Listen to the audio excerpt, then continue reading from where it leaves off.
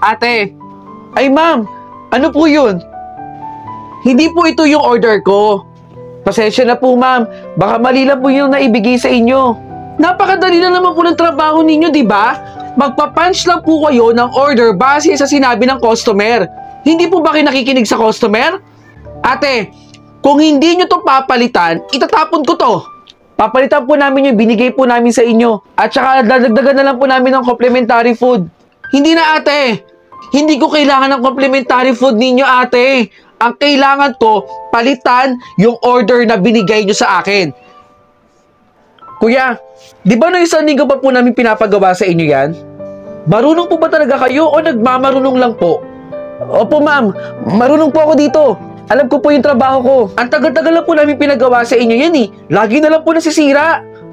May mga konting aayusin lang naman po dito. Kuya, umamin ka na lang po kung hindi nyo po kayang gawin. Para naman sa iba namin ipagawa, yung marunong talaga sa trabaho. Siguraduhin nyo pong magagawa nyo po yan ha. Init na po ako sa bahay. Opo, opo. Gagawin ko po agad para po magamit nyo na. Kuya, maraming salamat talaga dito ha. Malaking bagay ito para sa project na ginagawa namin para sa school eh. Walang anuman. Para sa'yo yan.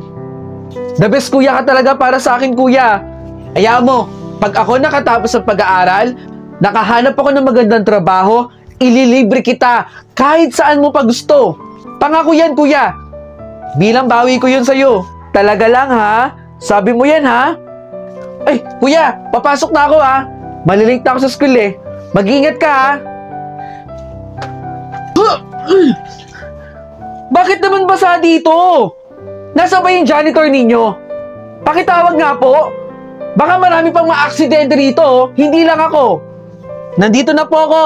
Pinupunasan ko na po yung sahig. Buti naman at nandito ka na. Hindi mo ba alam yung trabaho? Kuya? Janitor ka dito? Oo. Dito ako nagtatrabaho. Eh bakit sabi mo sa akin manager ka? Eh nahihiya kasi akong sabihin sa'yo eh.